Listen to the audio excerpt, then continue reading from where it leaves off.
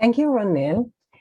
It is my great pleasure to introduce Shunit Agmon, a PhD candidate in the Computer Science Department at the Technion, under the supervision of Dr. Kira Radinsky and Professor Benny Kimmelfeld. Her research focuses on mitigating the effects of social biases on machine learning algorithms. Shunit is also a two-time recipient of the Student Research Prize for Cross-Discipline Collaboration in Data Science. Without further ado, let us hear about addressing biases in big data. Shunit, over to you. Thank you, Michal, for the warm introduction. And hello, everyone. I'm very excited to be here.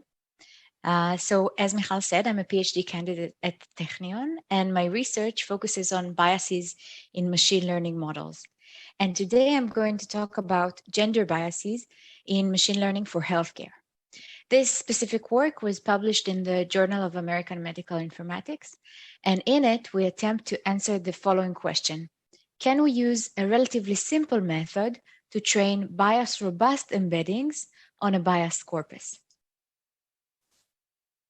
So what we're going to do today, I'll first discuss the problem of gender bias in clinical trials and how it affects machine learning models. Then I'll go over our method for gender-sensitive word embeddings, and I'll show some experimental results on clinical prediction tasks. Then finally, I'll discuss some considerations that we should keep in mind as developers of machine learning for healthcare. So just a quick note about the term gender. We are aware in this work that gender and biological sex are two distinct concepts, but this distinction is unfortunately not made in clinical trials data or in electronic health records data. So in this talk, I'm going to use the word gender, but I actually mean biological sex. And we hope that in the future, these datasets will make the distinction and our work can easily be adjusted for that. So just a little bit of motivation about the bias in clinical trials. For many years, women have been underrepresented in clinical trials. And one of the reasons for this exclusion was the added complexity of the menstrual cycle, or another reason was that pregnant women were being considered as vulnerable research subjects. But in 1993, both the NIH and the FDA mandated that clinical trials must include women and minorities and also analyze the results with regards to gender and race. But the bias still persists, and so do its consequences. And we see that women are experiencing more adverse drug reactions, more misdiagnosed diseases because of different symptoms of the same diseases in women than in men, and more late diagnoses. So let's see some data from recent years. We compared the prevalence of diseases in women to the proportion of female participants in clinical trials in the 30 most researched diseases over a decade, between 2008 and 2018. So the prevalence was calculated based on data from Maccabi Healthcare, which is the second largest healthcare provider in Israel. So let's see an example. On the left of the graph, we have hepatitis C here. 51% of patients with hepatitis C are women, but only 35% of the research participants on this topic are women. And on the right-hand side, we have a different example of fibromyalgia, which is traditionally viewed as a women's disease. So that's why 92% of all participants are female, but actually recent works show a more balanced prevalence of 60% female. So the bias exists in both directions. And we know that machine learning models are affected by biases in the data, and also they tend to amplify them. So if we train these models on the biased corpus of clinical trials, these models will also be biased. And the building block of many machine learning models that work with text is word embeddings. So word embeddings are basically a method to transform words into vectors of real numbers so that the vectors somehow capture the meaning. So we expect words that are related or similar to have similar vectors. And these are a building block of natural language processing systems because they boost the performance compared to just using the raw words as input. Therefore, we chose to focus on word embeddings in this work. And specifically, we focus on word-to-vec word embeddings, a specific algorithm where each word is mapped to a single vector, and that vector is changed by using it to predict which words usually appear next to the word in the training corpus. So basically in the abstracts describing clinical trials. So several works have already been done on bias detection and mitigation in word embeddings, but most of them try to remove the gender information from the embeddings. And this can make sense if, for example, we have a model that is reading resumes and making hiring decisions. Then we would want it to make the decision independently of the candidate's gender.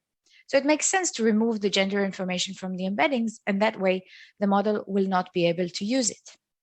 But what if we're trying to predict the risk of breast cancer in a patient? Then the patient's gender makes a big difference and should be factored into the model's decision. So independence of gender in clinical applications does not make sense. So instead, in this work, we focus on minimizing performance gaps in clinical prediction tasks over different patient groups. So what we aim to do, we measure the bias by performance gaps on clinical downstream tasks. We don't want to remove the gender information from the embeddings because we know that it's an important feature in this domain. The corpus of clinical trials is biased for historical reasons, and we can't go back and fix the past clinical trials, but we aim to extract the most of it. So we want to train bias-robust embeddings over a biased corpus. Now I'm going to show a high-level overview of the process. First, we merge two sources of data. We take the abstracts of clinical trials from PubMed, and we merge them with metadata about the number of female and male participants from clinicaltrials.gov. Next, we apply a data augmentation method to create a gender-sensitive corpus. And the idea is to give a higher impact to clinical trials that included more women.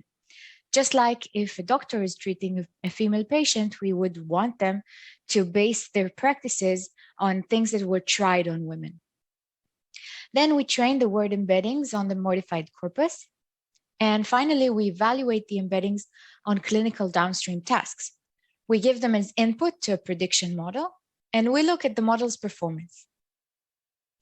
So how specifically we augment the data? We upsample the abstracts that contained many women. An abstract that contained no women at all will not be used to train the model. An abstract with under 10 women will be included once, and so on.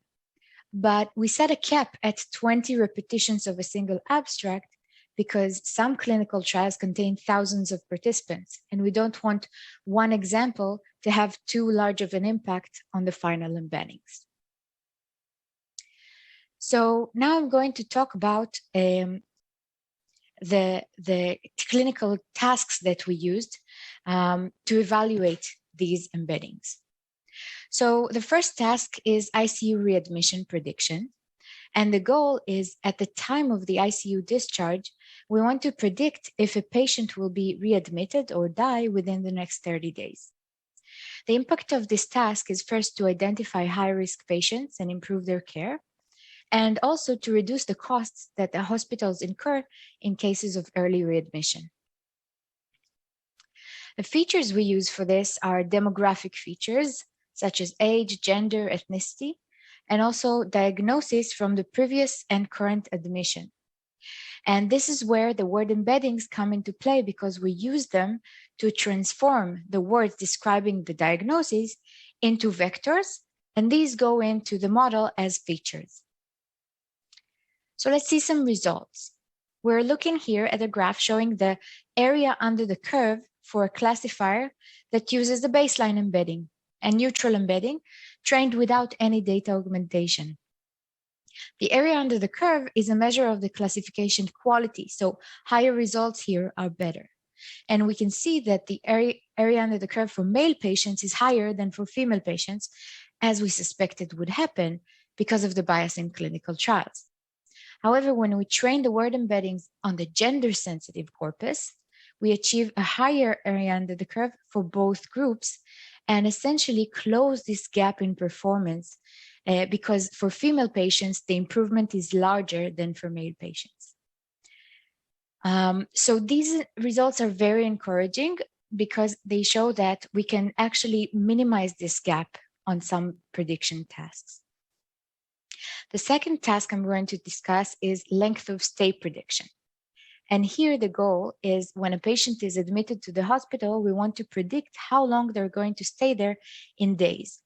The importance of this task is first to identify high-risk patients, so we can flag patients whose predicted stay is long and improve their care. And second, we want to improve hospital resource utilization. If a hospital knows in advance how long the patients will stay, they can better assign beds, rooms, equipment, and resources.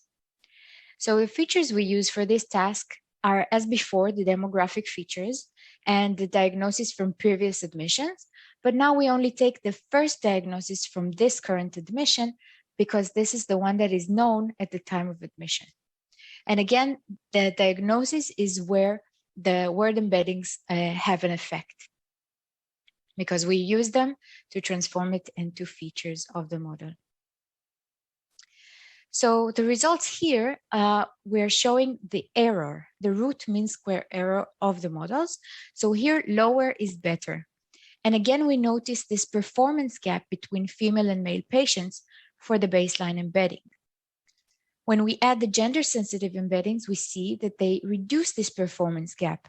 They reduce the error for both groups, but more so for female patients, where the loss was higher to begin with. However, in this task, we weren't able to close the gap entirely, meaning that the task itself is somewhat biased. There is some bias in the data.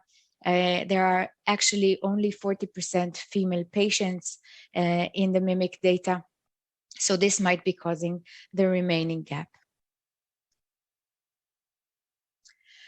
So finally, I want to discuss some things that we should have in mind as developers of machine learning models in healthcare.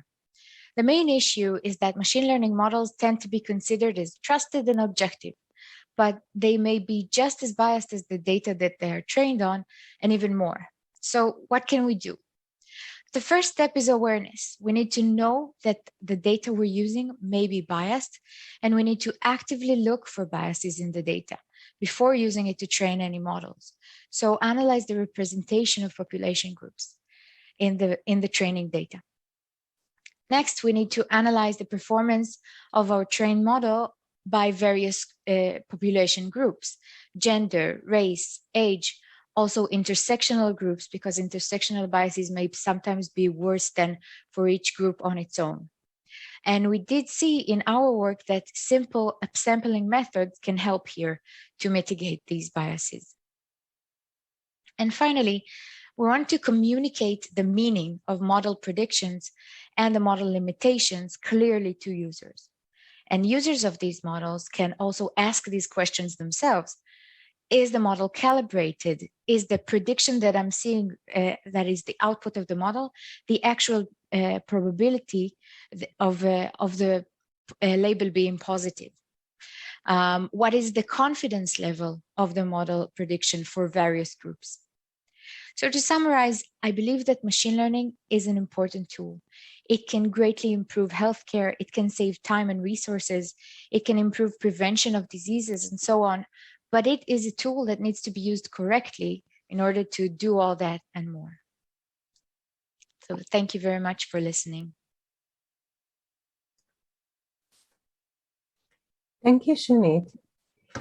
Thank you, Shunit, for sharing your insights from your research on gender bias within AI algorithms. Your work is very encouraging. Ronelle, over to you.